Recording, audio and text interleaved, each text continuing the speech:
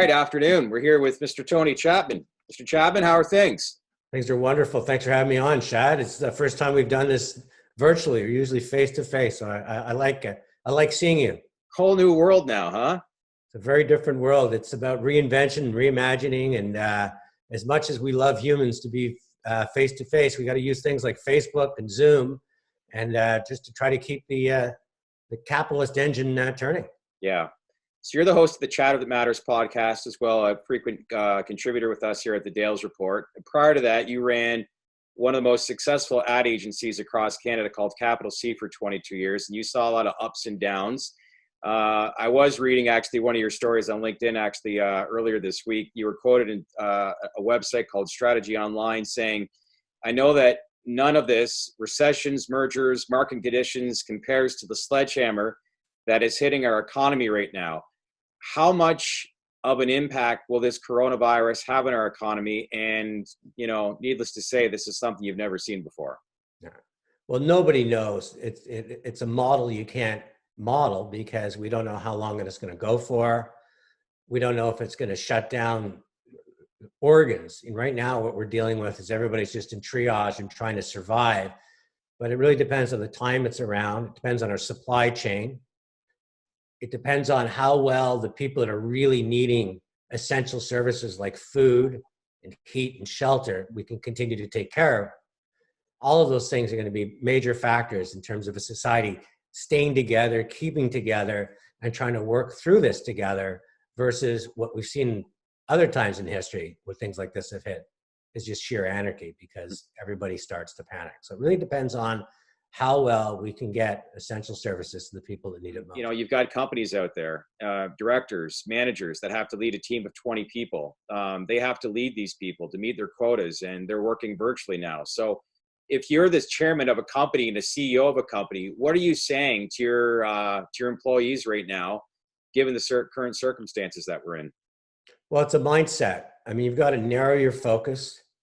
You can't let sort of the Tim Burton demons take over your mind, or as they call in meditation, the monkey brain, where you just be completely turn yourself upside down, imagining all the negatives. You got to actually go the opposite way. You got to think about what is the desired outcome? How can I make things happen? What do I have on this spaceship that's good? And work from there. And it's tough because once you're caught up in this sense of panic, you're not sleeping well at night, you imagine the worst possible outcomes. You go down all these dark, dark rabbit holes. It's tough to have that bright disposition. But if you're the leader of a company, even if you're talking to your employees virtually, they want to see confidence and conviction. Right. They want you to be looking at them straight in the eye and saying, listen, this is tough. We're in it together, but together we can make something of it. And I think that's going to be the difference. It's very easy to sail a ship when the wind is blowing. It's much different when the wind's still. And right now, I don't think the wind has ever been as still as it is today in our economy.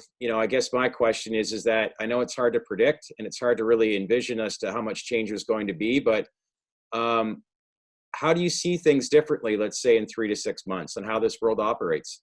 Well, the optimist in me says we're going to be a better human race. We have to look at the last 10 years. And so we haven't done a real good job. It's very divide and conquer. Politics has pulled us apart. The media is pulling us apart.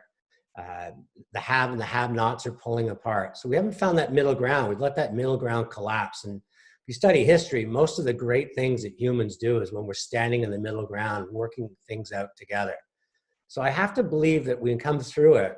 People that are businesses that have said, man, I really miss consumers. I'm hoping they'll have a second thought saying that every time we automate employees, and the plans were to automate, people are saying 200, 300, 400 million jobs in this decade, they'll realize that if we don't find a new job for them, we don't find a new role, that person that we've let go, we're also letting it go as a consumer. So that's one thing. I think we're also going to be saying, you know what, Main Street, yeah, it was really easy to use your phone like a vending machine and call Amazon and have that box at the door.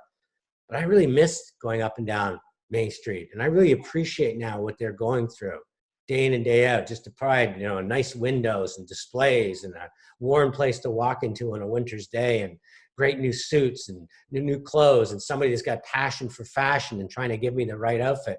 And you know what? They deserve my business because of that.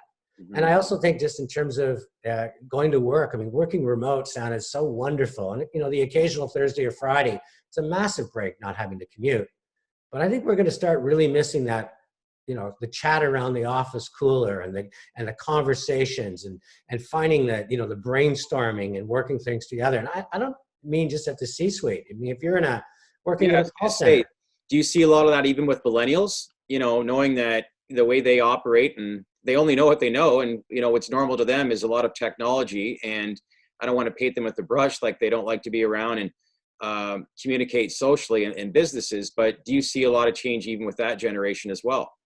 Well, there's certainly much more, you know, digital natives, and the concept of convenience that is what most of the reinvention that we've seen in the last 10 years is. I can summon a chariot instead of flag down a taxi. I can order my Hmm. McDonald's to my when I'm watching my buddy play football. So we've really catered to a younger generation. But you got to remember that we're social creatures. The thing that's more important than demographics is values. And what we value is being around other people. We like to go to clubs and bars and restaurants, and I think after a month or 6 weeks of just being within our four walls, once again, we're going to remind ourselves, almost on a spiritual basis, that face to face is always going to triumph over Facebook.